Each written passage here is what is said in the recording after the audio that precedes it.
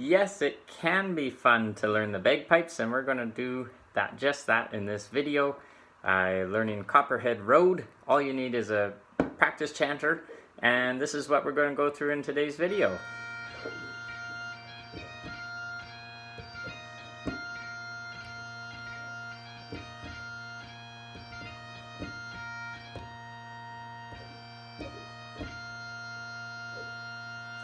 So let's break that down. This can be a fun way to help your fingers find the holes, and that's what I'm all about, so you can keep consistent with the chanter and get on the bagpipes. My name's Alec from Get Bagpipe Ready, and let's just dive in and take a look at what that first part looks like. So that's kind of the first movement. Sorry, I played again here.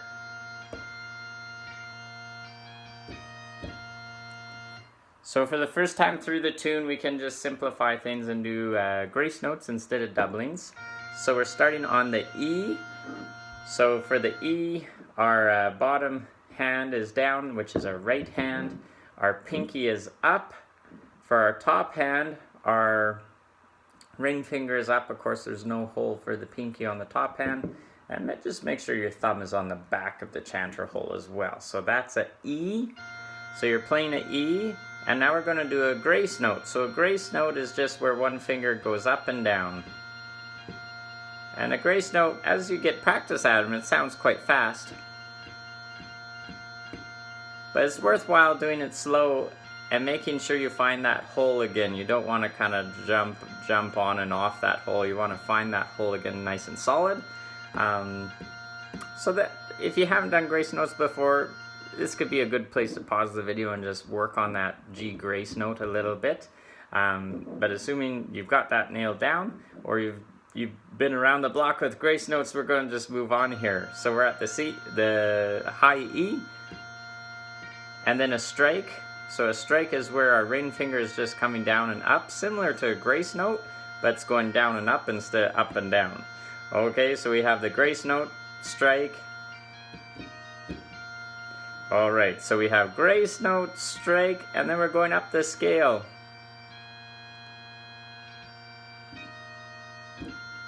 Okay, so grace note, strike, up the scale to F, to high G, sorry, back to F, down to D, and then back to E. And that F to D can be a tricky movement as well. So F, we're here, down to D. All the fingers on the bottom hand come up and the pinky comes down. Again, that could be a place to pause the video just to work on that. But let's review what we have so far. So we have a grace note, strike, going up the scale, back down to F, down to D as in dog, and then back to E again. Here it is all together.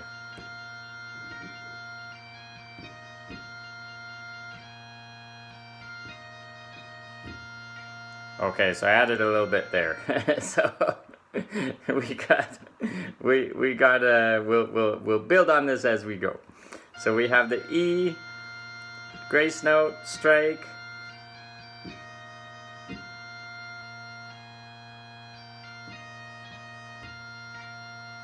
so the next part of the movement, we're from the D, we're going to go up to high G again. And to get to that high G, you can just go straight up there. That's the simpler way. The other option is we can do a doubling up to that G, a high G doubling. So it's kind of just whatever you're more comfortable with, but I'll kind of give you both options here. So here's the start. We have the grace note, strike, up the scale, down to F, back to D, and then we're up to E. So I'm just going to repeat that. And here's where we need to go up to G. So if you're going to do the doubling option, it's kind of, you go up to F a quick grace note, and then up to G. So that's what the doubling option looks like. I'll do that again one more time here. Up to F, a quick grace note, and then up to G. So it's going to look like this.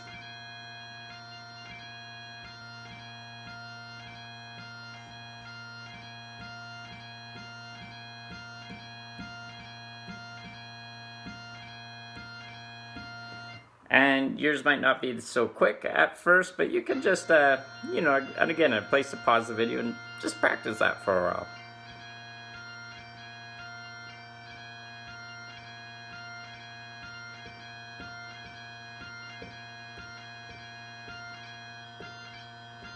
Yeah, and I think when I think about it and break this down, actually, it's, you know, I misspoke earlier. This bottom finger's not coming up first doing the grace note on up. It's more of both fingers are coming up and then the F finger comes down and up again. So it's more both fingers come up, the F finger does a strike, and then you end up at the high G. So both fingers up, a strike with the F finger, and you're on the high G. But it gets a lot quicker. So it's something to practice with. If it's really just, you know, ending up you're at a standstill with that G doubling, you know, just leave it and move on and get the rest of the tune. You can always add that in later. So let's say we got to the G. Either you just went to the G or you do the doubling to the G. Either way, you're at the G. So from the high G, we're just doing a walk down the scale, F, E, D, and then a grace note, our G grace note again, and then back to the E, and then we do our E straight.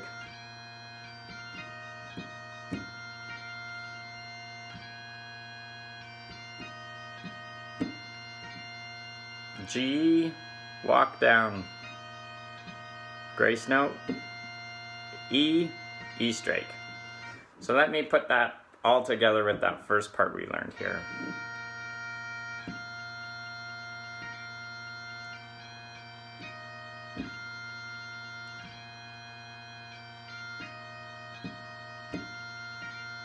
And now we're just going to repeat it. Grace note, strike, going up. G, walk down, grace note, E, E strike. Okay, so let me do that a little bit quicker.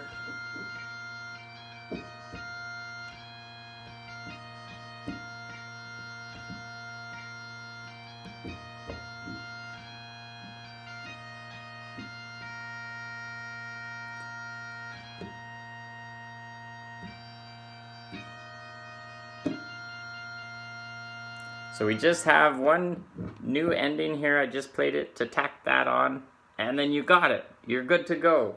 So let's look at that ending. So we're at the low A.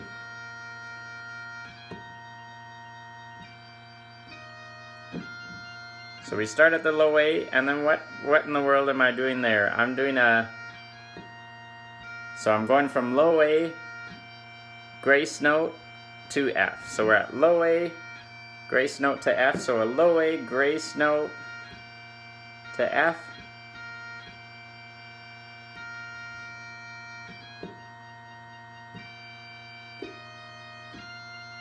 Low A, grace note to F, up to G, up to A, then we go back to F, D, again that transition we were working, or sorry, that transition we're working on before. So we're at the high A, F, D, and then where do we go in this tune? From the D, we're always going up to that E again. And then we can add in that strike.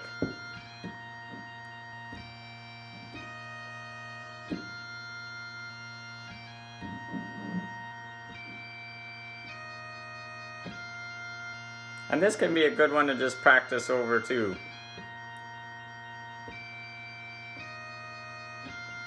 So let's add that into the first part of the tune, which is just repeated twice, and then we have that kind of unique ending on.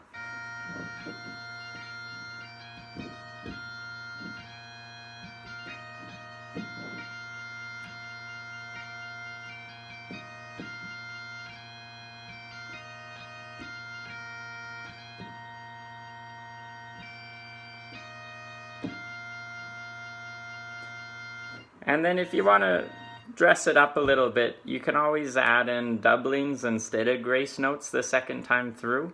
So basically, every time you're doing a grace note on that E, you can do a doubling instead. So instead of the grace note, a doubling is grace note followed by a up and down on that middle finger. So that's a E doubling instead of a grace note.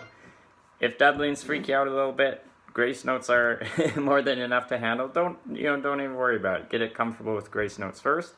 If you got your E doubling with some other tunes, awesome. I would suggest playing it once through with grace notes and then the second time repeated through with the doubling. So I'll just do that once here before we close out the video. So grace note version first.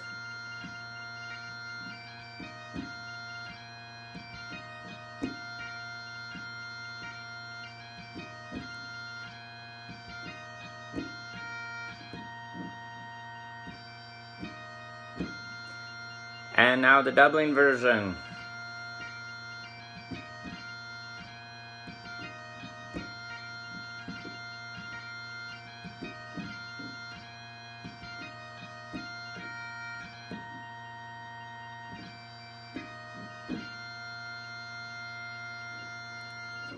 Alright, so that's Copperhead Road.